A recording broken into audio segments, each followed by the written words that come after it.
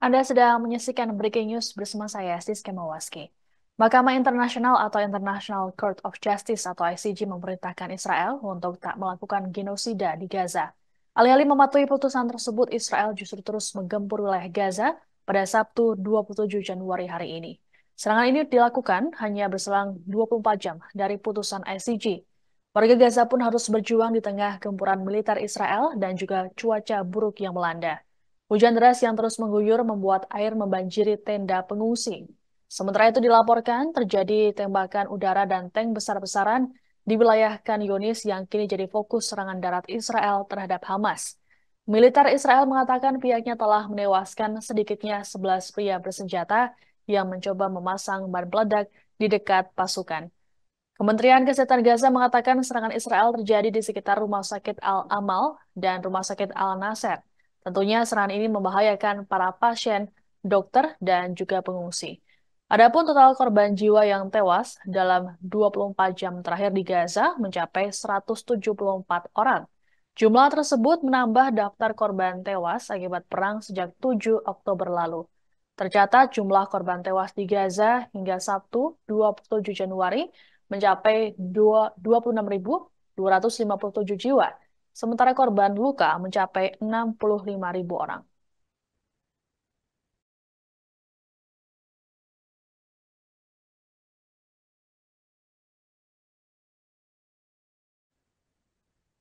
Menanggapi putusan ICJ, Perdana Menteri Israel Benjamin Netanyahu melayangkan protesnya. Melalui rekaman video yang dirilis pada Jumat 26 Januari, Netanyahu menyebut putusan itu keterlaluan.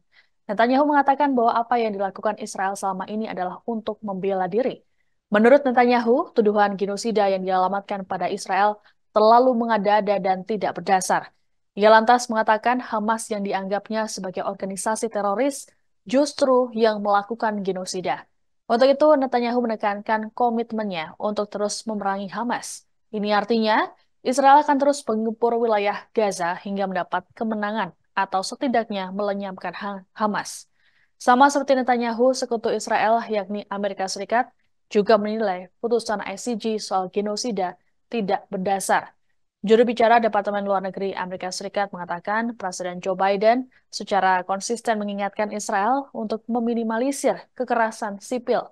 Selain itu, Biden juga meminta Israel untuk meningkatkan bantuan kemanusiaan dan mengatasi isu-isu tidak manusiawi.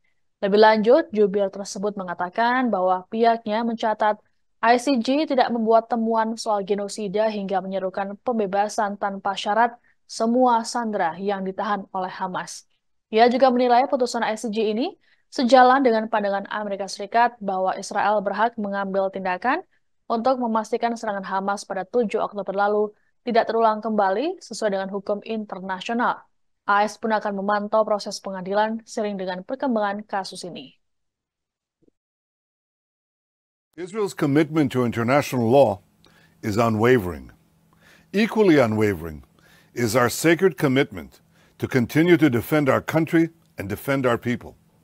Like every country, Israel has an inherent right to defend itself.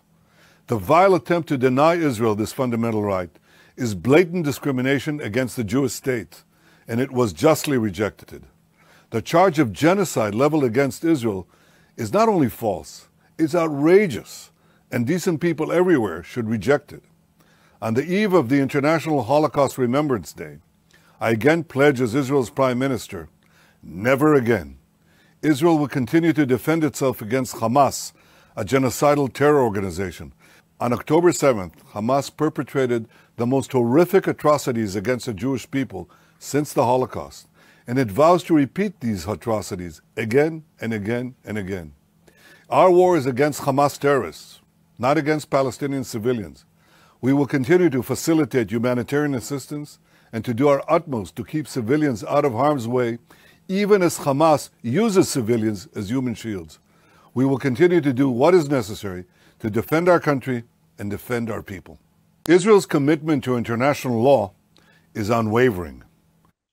Seusai putusan Mahkamah Internasional atau ICJ soal Perang Gaza, Dewan Keamanan PBB diminta untuk melakukan pertemuan.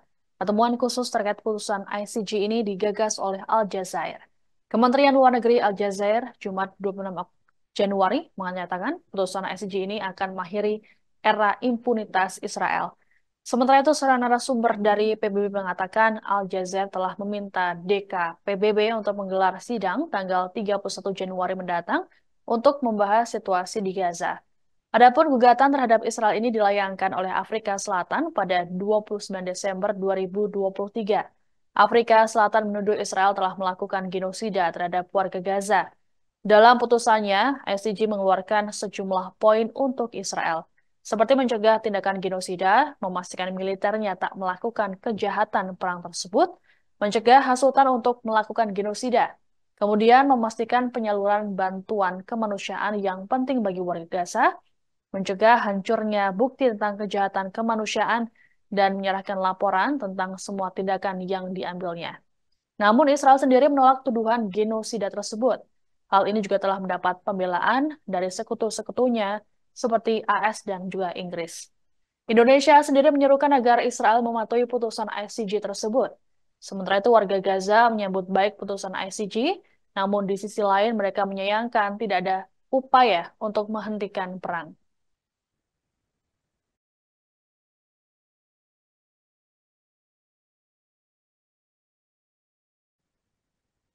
Demikian informasi dalam Breaking News kali ini. Saya Siska Mawaski pamit, sampai jumpa. Download Tribun X sekarang. Menghadirkan lokal menjadi Indonesia.